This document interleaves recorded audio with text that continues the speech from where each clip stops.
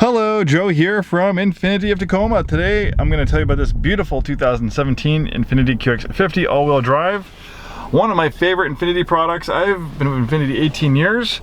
I've seen Infiniti products come and go, be redesigned, replaced. Like this one. This actually was replaced by the new QX50 in 2019. Complete ground-up redesign with the new QX50.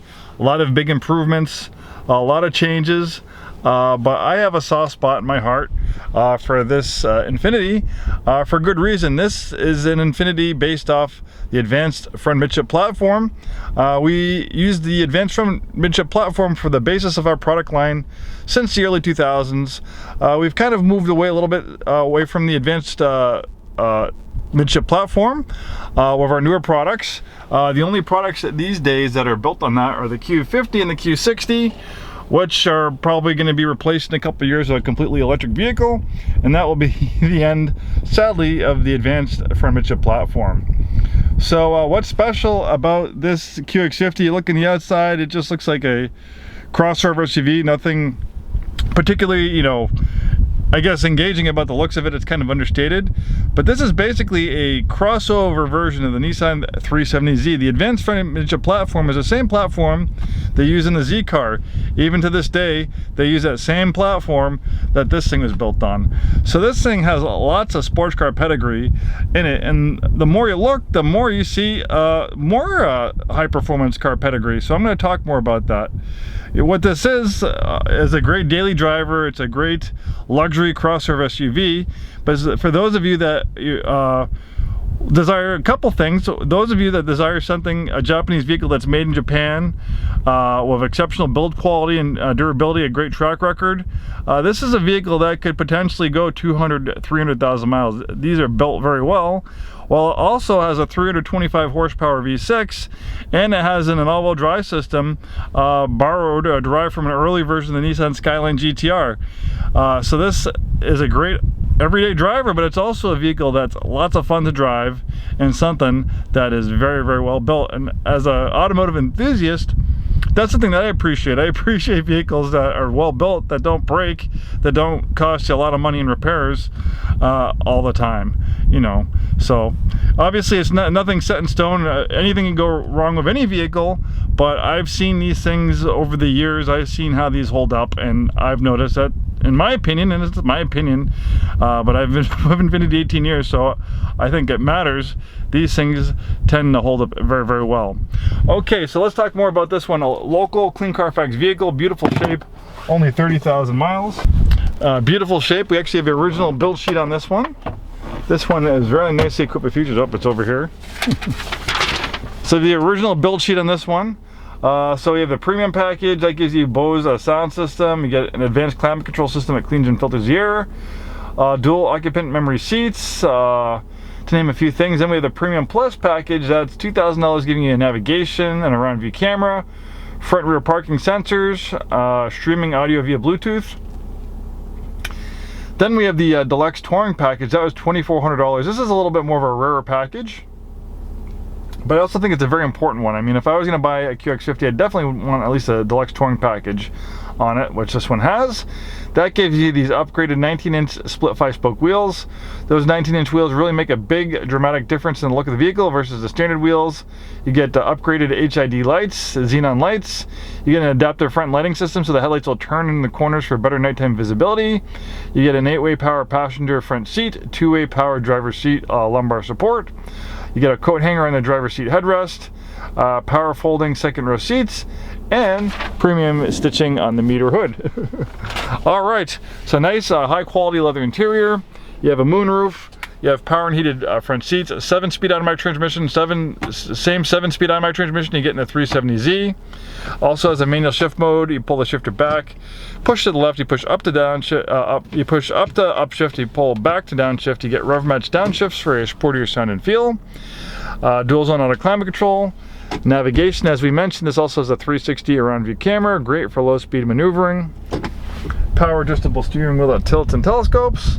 Very low miles. Most people average 10, 12,000 miles a year. So 2017 and 2022 with only 30,000 miles, 30,568 to be exact, is very low miles for 2017.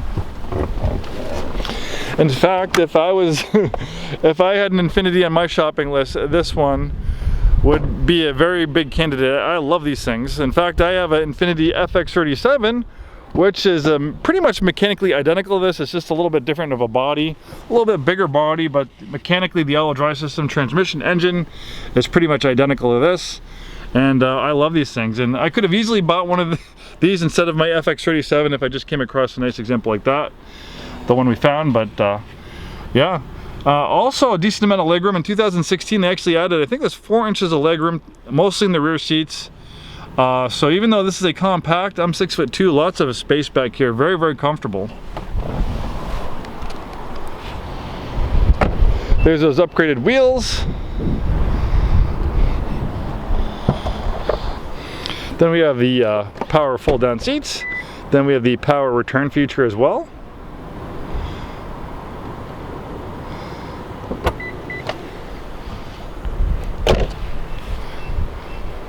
Really, really nice shape. Tinted windows. White, such an easy color to take care of. I love white.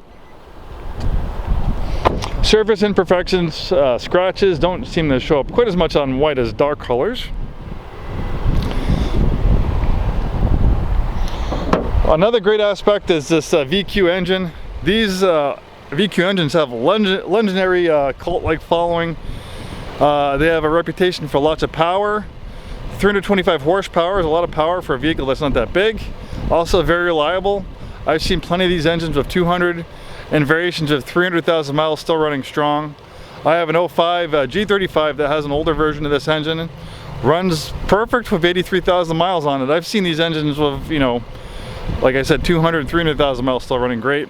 You have maintenance-free timing chains, so you never need to worry about the cost of replacement of timing belts. Timing belts can be one of the biggest, one of the bigger, you know, scheduled services that you have to do. On luxury vehicles even more so. It can be $2,000 to $3,000 to replace timing belts. Timing changes, zero maintenance, they never need to be replaced or inspected, and the design lasts the service life of the engine about 200 to 300,000 miles. So let's talk about the advanced front Midship platform that this thing is built on. The Z is built on this platform, the Q50, Q60, G35, G37, the EX35 which evolved to the QX50, the FX series which evolved in the QX70, the M series which evolved in the Q70. I'm throwing a lot of stuff at you, but basically a lot of Infinitis, a lot of vehicles have been built on this advanced front Midship platform. And the reason why they call it that is they take the engine and they place it as far back behind the front axle as possible, so the center of gravity is towards the middle of the vehicle, giving it as perfect 50-50 weight distribution as possible. And then let's talk about the Tesla all-wheel drive system. It stands for Advanced Total Traction Engineering System for All Terrain, derived from an early version of the Nissan Skyline GTR. So basically it's a rear-wheel drive based all-wheel drive system. So it's 100% rear-wheel drive during normal driving conditions like this, giving you the feel of a rear-wheel drive sports car. But when those rear wheels slip in a matter of milliseconds, almost instantly it can send up to 50% of the vehicle's power to the front wheels. It also helps improve gas mileage versus the all-wheel drive system constantly working all the time when you don't need it. Works amazing. You know, you can get on the power on these things in the corners, and that all-wheel drive system will help pull you through the corners. Definitely a fun driving experience. And in the snow, these things do awesome in the snow. I've driven a ton of Infinitis in the snow with this Tesla all-wheel drive system, including mine, and they just do amazing. And it also is okay for light off-roading. I took my the family up into the mountains in our FX37. Here's a video of us driving on this nice dirt road. I put it in snow mode, even though we were in the snow, but it worked great for that low traction situation, and obviously it was more than capable of handling those light gravel and dirt roads. I probably wouldn't want to do any more off-roading than that in a beautiful Infiniti, but like I said, these things are amazing, and that's why they call it an advanced total traction engineering system for all terrain.